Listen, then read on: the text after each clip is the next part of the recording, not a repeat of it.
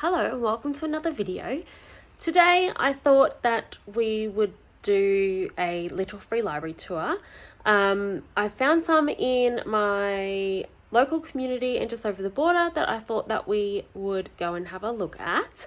I'm not too sure what they're going to be like. Most of them I've not been to before. So we'll see. I'm also going to bring my current read along with me.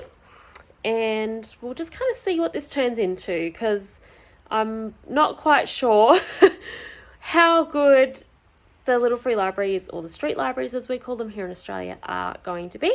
So come along with me and we'll discuss at the end of the video.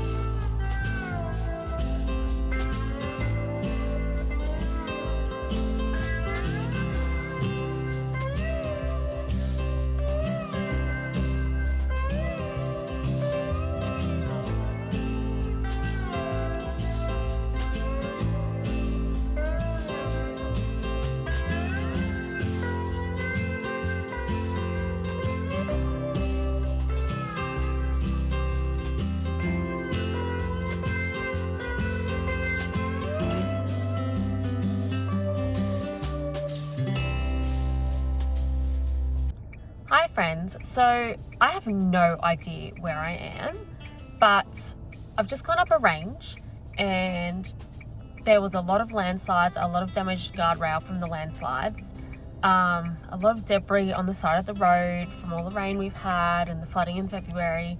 But I keep driving, and I just went past an antique shop literally in the middle of nowhere. Like, I'd not seen a house, anything except for the antique shop. And then I passed a cheese factory, which I've never heard of before, but it did look closed today. But I'm gonna have to figure out where I am, because I'd love to come back and have a look. So the secondhand bookshop I wanted to go to, they were flooded in February, and I wasn't sure. I know that a lot of donations had flooded in for them, but I wasn't sure whether their shop front was actually up and running, and it was closed, and it did look like it had a lot of debris. So I just wanted to have a look there, but it was closed. So we're just literally, I just followed the road. I have no idea where I am. I'm heading to Pottsville, because I didn't want to head to Ballina because it's a little bit too far away. But we'll see where today takes me.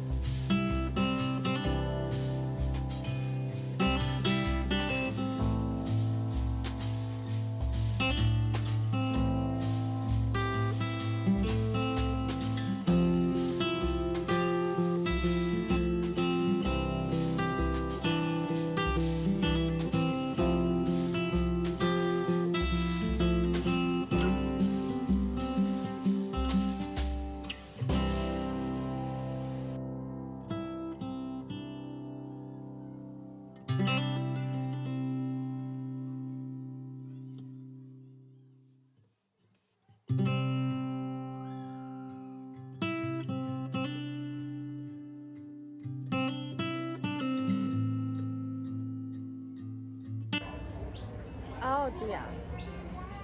Excuse me. Excuse me.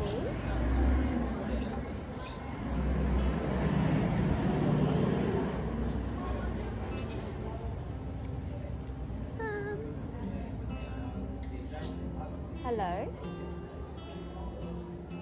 You're a bit cheeky. You're a bit cheeky. Come on. Very cheeky. You're lucky I was finished. Oh dear.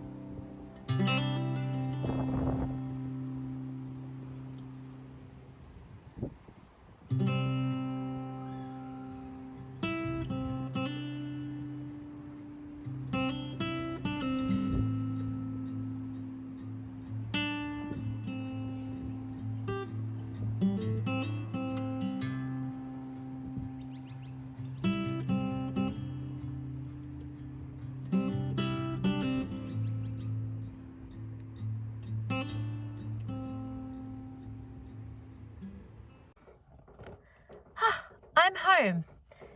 I didn't get to film as much as I wanted to because I did go to about 5 or 6 little free libraries.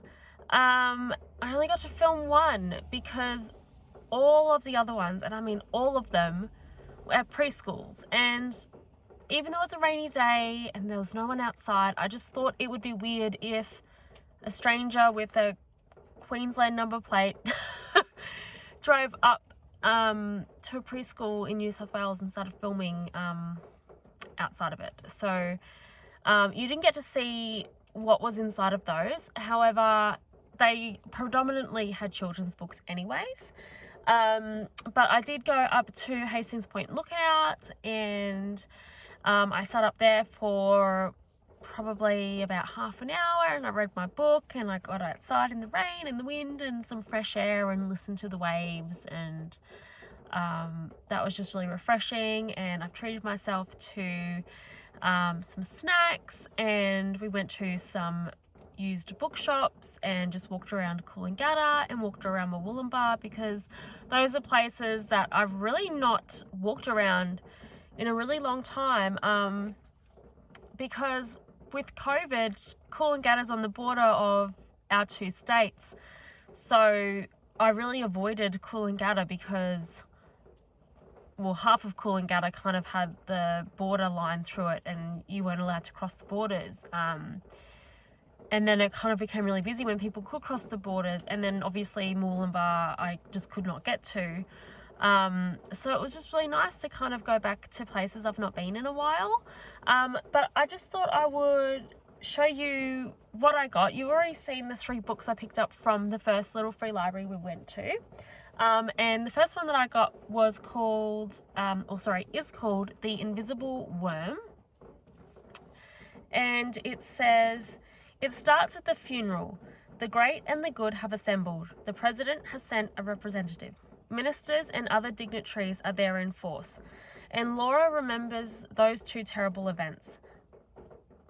But was the tragedy out at sea an accident? Was the traumatic experience in the summer house cause rather than effect? How had they changed Laura's life? And it just sounded, it's not too big, it's quite small, and I really liked the cover.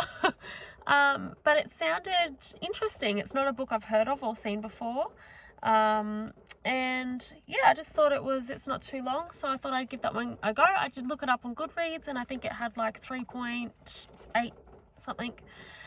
So as a rating, so we'll give that one a go. The other one I got was, I think this one is a thriller, When She Was Good by Michael Robotham. And it says on the front, he thinks the truth will set her free. She knows it will kill them. And to me, that just, I was like, oh my goodness, what is this?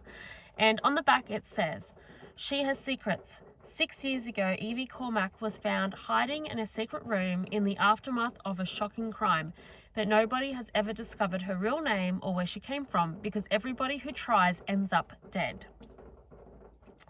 And it just sounded really interesting to me, so we'll give that one a go. It's a little bit thicker, but it's still in relatively good condition, and on Goodreads I think it had 4 point something rating, so happy I picked up that one.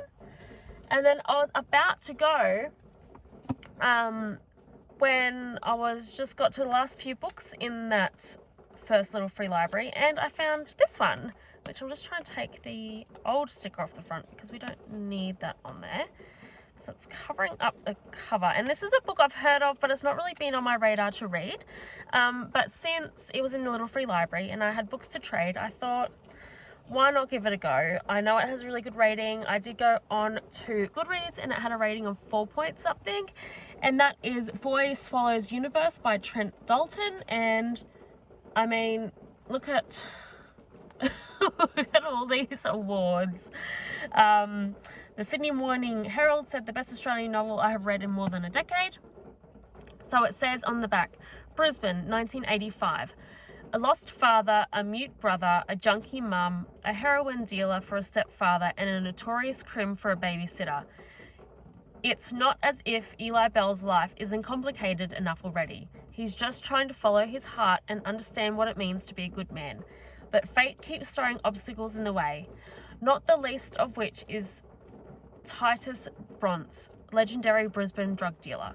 But now Eli's life is going to get a whole lot more serious. He's about to meet the father he doesn't remember, break into Bongo Road Jail on Christmas Day to rescue his mum, come face to face with the criminals who tore his world apart, and fall in love with the girl of his dreams. A story of brotherhood, true love, and the most unlikely of friendships. Boy Swallows Universe will be the most heartbreaking, joyous, and exhilarating novel you'll read all year. So this is obviously a Australian fiction, and yeah,